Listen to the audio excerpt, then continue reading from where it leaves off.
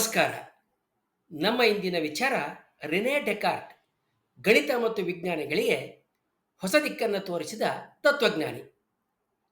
ವಿಜ್ಞಾನ ಮತ್ತು ತಂತ್ರಜ್ಞಾನ ಮಾನವರ ಚಿಂತನೆ ಮತ್ತು ಬದುಕುವ ವಿಧಾನಗಳನ್ನ ಹೇಗೆ ಬದಲಿಸುತ್ತೆ ಅನ್ನೋದು ಇತಿಹಾಸದ ಭಾಗ ಆಗಿರುವಂತೆಯೇ ಆಧುನಿಕ ಜಗತ್ತಿನಲ್ಲಿ ಬದುಕುತ್ತಿರುವ ಪ್ರತಿಯೊಬ್ಬ ವ್ಯಕ್ತಿಗದು ಪ್ರತಿ ಕ್ಷಣವೂ ಮಂದಟ್ಟಾಗ್ತಾ ಇರುತ್ತೆ. ವಿಜ್ಞಾನ ಮತ್ತು ತಂತ್ರಜ್ಞಾನ ರಂಗಗಳಲ್ಲಿ ಮಹಾನ್ ಸಾಧನೆ ಮಾಡಿದ ನೂರಾರು ಜನರ ಚರಿತ್ರೆಗಳು ನಮ್ಮ ಮುಂದಿದ್ದಾವೆ. ತತ್ವಜ್ಞಾನ, ಗಣಿತ, ವಿಜ್ಞಾನಗಳಲ್ಲಿ ಹೊಸ ಚಿಂತನೆಗಳನ್ನು ಮೂಡಿಸಿ ನಮಗೆ ಗೊತ್ತಿಲ್ಲದಂತೆಯೇ ನಮ್ಮ ಚಿಂತನೆಗಳಲ್ಲಿ ಬೆರೆತೋಗಿರುವ ಚಿತ್ರ ಮತ್ತು ಜ್ಯಾಮಿತಿಗಳನ್ನು ಒಗ್ಗೂಡಿಸಿ ಅವುಗಳನ್ನು ಬೀಜಗಣಿತದ ರೂಪದಲ್ಲಿ ವ್ಯಕ್ತಪಡಿಸಬಹುದು ಅಂತ. ಹಾಗೆಯೇ ಒಂದು ಘಟನೆಯನ್ನು, ದೇಶ ಕಾಲಗಳನ್ನು, ಅದರಲ್ಲಿ ನಡೆಯುವ ವಿವರಗಳನ್ನು ಬೀಜಗಣಿತದ ಮೂಲಕ ಪ್ರತಿಪಾದಿಸಬಹುದು. ಹಾಗೆ ಪ್ರತಿಪಾದಿಸಿ ಅವುಗಳಿಗೆ ಪರಿಹಾರಗಳನ್ನು, ಫಲಿತಾಂಶಗಳನ್ನ ಪಡೆಯಬಹುದು ಎನ್ನುವುದನ್ನು ತೋರಿಸಿದಂತಹ ಮಹಾ ವ್ಯಕ್ತಿ ಅಂತ ಹೇಳಿದ್ರೆ 16ನೇ ಶತಮಾನದ ಕೊನೆಯ ದಶಕದಲ್ಲಿ ಹುಟ್ಟಿ 17ನೇ ಶತಮಾನದ ಮೊದಲ ಅರ್ಧಾವಧಿಯಲ್ಲಿ ಜೀವಿಸಿದ್ದ ರೆನೆ ಡೆಕಾರ್ಟ್.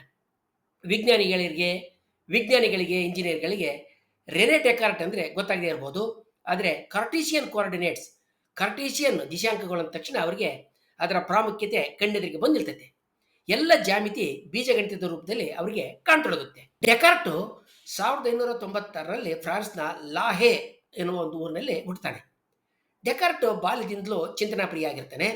ಪ್ರತಿಯೊಂದು ವಿಷಯವನ್ನು ಪ್ರಶ್ನಿಸುವ ಗುಣ ಹೊಂದಿದ್ದರಿಂದ ಆತನ ಶಿಕ್ಷಕರು ಆತನನ್ನು ಮರಿತತ್ವಜ್ಞಾನಿ ಅಂತ ಕರಿತಾ ಇರ್ತಾರೆ.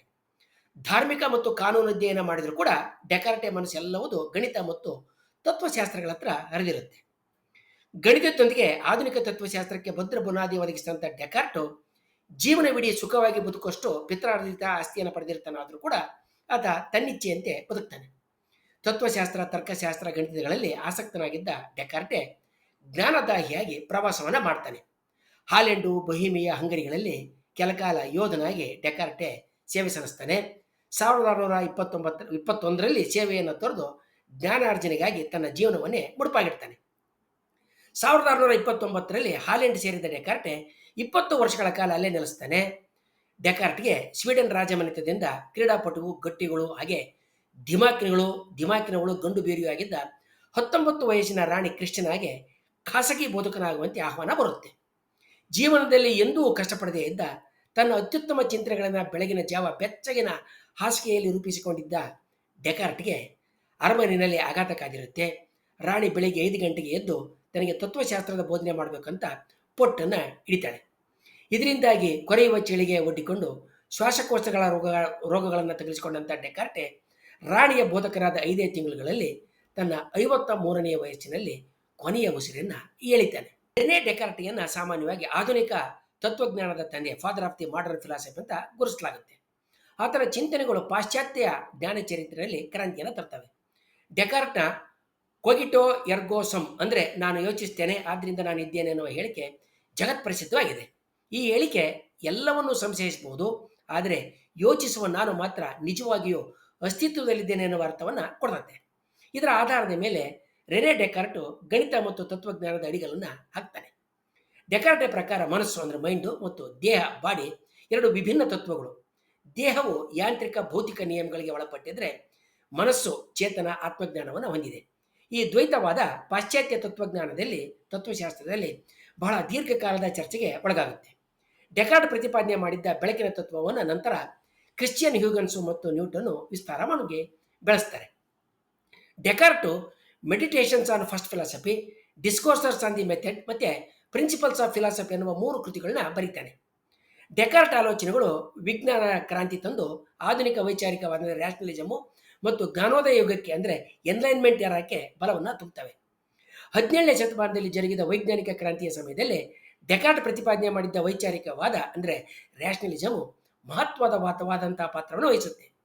ಆಧುನಿಕ ತತ್ವಶಾಸ್ತ್ರಜ್ಞರಂಥ ಹೆಸರಾಗಿರುವ ಲೈಬ್ನಿಝು, ಸ್ಪಿನೋಜಾ, ಕಾಂಟು ಮುಂತಾದವರ ಮೇಲೆ ಈ ವಾದ ಬಹಳ ಪ್ರಭಾವವನ್ನು ಬೀರುತ್ತೆ. ಡೆಕಾರ್ಟ್ ಅವರ ಸಂಶಯ ವಿಧಾನ ಮತ್ತು ದ್ವೈತವಾದ ಕ್ರೈಸ್ತ ತತ್ವಶಾಸ್ತ್ರಗಳಿಗೆ ಕೂಡ ದೊಡ್ಡ ಚರ್ಚೆಯನ್ನು ಉಂಟು ಮಾಡುತ್ತೆ. ಡೆಕಾರ್ಟೆ ದೇವರ ಅಸ್ತಿತ್ವವನ್ನು ತಾರ್ಕಿಕವಾಗಿ ಸಾಬೀತು ಮಾಡೋದಕ್ಕೆ ಪ್ರಯತ್ನ ಮಾಡುತ್ತಾನಾದರೂ ಕೂಡ ಅದಕ್ಕೆ ಒದಗಿಸಿದಂಥ ಸಾಧನೆ ಪರಿಪೂರ್ಣ ಆಗಿರೋದಿಲ್ಲ. ರೆನೆ ಡೆಕಾರ್ಟೆ ಪರಿಚಯಿಸಿದ ಕಾರ್ಟೀಸಿಯನ್ ಜ್ಯಾಮಿತಿ ಅಂದರೆ ಕಾರ್ಟೀಸಿಯನ್ ಜ್ಯಾಮಿಟ್ರಿ, ಅದರಿಂದ ಅಭಿವೃದ್ಧಿಗೊಂಡ ವಿಶ್ಲೇಷಣಾತ್ಮಕ ಜ್ಯಾಮಿತಿ ಅಂದರೆ ಅನಾಲಿಟಿಕಲ್ ಜ್ಯಾಮಿಟ್ರಿ ವಿಜ್ಞಾನ ಮತ್ತು ತಂತ್ರಜ್ಞಾನಗಳಲ್ಲಿ ಬೆರೆತೋಗಿದೆ. ಇಂದಿನ ಜಾಗತಿಕ ಗಣಿತ ಪಠ್ಯಕ್ರಮಗಳಲ್ಲಿ 90%ಕ್ಕೂ ಹೆಚ್ಚು ಬಳಕೆಯಾಗುವ ವಿಶ್ಲೇಷಣಾತ್ಮಕ ಜ್ಯಾಮಿತಿ ಅಂದ್ರಿಗಿನ ಅನಾಲಿಟಿಕಲ್ ಜ್ಯಾಮಿಟ್ರಿ ರೆನೆ ಡೆಕಾರ್ಟ್ ಕಾರ್ಟೀಷಿಯನ್ ಪದ್ಧತಿಯಿಂದಲೇ ಮೂಡಿಬಂದಿದೆ. ಎಲ್ಲ ವಿಜ್ಞಾನ ಮತ್ತು ಇಂಜಿನಿಯರಿಂಗ್ ಶಾಖೆಗಳು ಈ ಪದ್ಧತಿಯನ್ನು ಅನುಸರಿಸುತ್ತವೆ. ನೀವು ಬಳಸ್ತಾ ಇರುವ ಕಟ್ಟಡ, ಯಂತ್ರಗಳು, ಗಣಕಗಳು, ಕಂಪ್ಯೂಟರ್ ಗ್ರಾಫಿಕ್ಸು, GPS ಸೇರಿದಂತೆ ಎಲ್ಲವುಗಳಿಗೂ ಕಾರ್ಟೀಷಿಯನ್ ಜ್ಯಾಮಿತಿ ಆಧಾರವಾಗಿದೆ. ಡೆಕಾರ್ಟೆ ರೂಪಿಸಿದ ವೈಶ್ಲೇಷಿಕ ಜ್ಯಾಮಿತಿ ಅಂದರೆ ಅನಾಲಿಟಿಕಲ್ ಜ್ಯಾಮಿಟ್ರಿ ವಿಧಾನ ಎಲ್ಲ ಜ್ಯಾಮಿತಿಯ ಸಮಸ್ಯೆಗಳನ್ನು ಬೀಜಗಣಿತಕ್ಕೆ ಇಳಿಸ್ತದೆ. ಡೆಕಾರ್ಟಿಯ ಈ ವಿಧಾನ ಗಣಿತೀಯ ಜ್ಯಾಮಿತಿಯ ಚಿಂತನೆಯಲ್ಲಿ ತಂದಂಥ ಕ್ರಾಂತಿ ಅನನ್ಯ. ಆಧುನಿಕ ವಿಜ್ಞಾನ ತಂತ್ರಜ್ಞಾನ ಡೆಕಾರ್ಟಿಯ ವೈಶ್ಲೇಷಿಕ ಜ್ಯಾಮಿತಿಯ ಮೇಲೆ ಕಟ್ಟಿದ ಬೃಹತ್ ಗೋಪುರ ಅಂತೇಳಿ ನಾವು ಹೇಳಿದ್ರೂ ತಪ್ಪಿಲ್ಲ. ಆದ್ದರಿಂದಲೇ ಆಧುನಿಕ ಜಗತ್ತಿನಲ್ಲಿ ಬದುಕ್ತಾ ಇರುವ ನಾವು ನಮಗೆ ಗೊತ್ತಿಲ್ಲದಂತೆಯೇ ರೆನೆ ಡೆಕಾರ್ಟ್ಗೆ ಋಣಿಗಳಾಗಿದ್ದೇವೆ. ಮುಂದಿನ ವಿಡಿಯೋದಲ್ಲಿ ನಾವು ಹೀಗೆ ವಿಜ್ಞಾನದ ಮೇಲೆ ಭಾರಿ ಪ್ರಭಾವ ಬೀರಿದ ತತ್ವಜ್ಞಾನಿಗಳನ್ನು ಹಾಗೆಯೇ ಗಣಿತಜ್ಞರನ್ನು ಮತ್ತು ಚಿಂತಕರನ್ನು ಕುರಿತಾಗಿ ಹೆಚ್ಚಿಗೆ ತಿಳ್ಕೊಳ್ಳೋಣ. ವಂದನೆಗಳೊಂದಿಗೆ.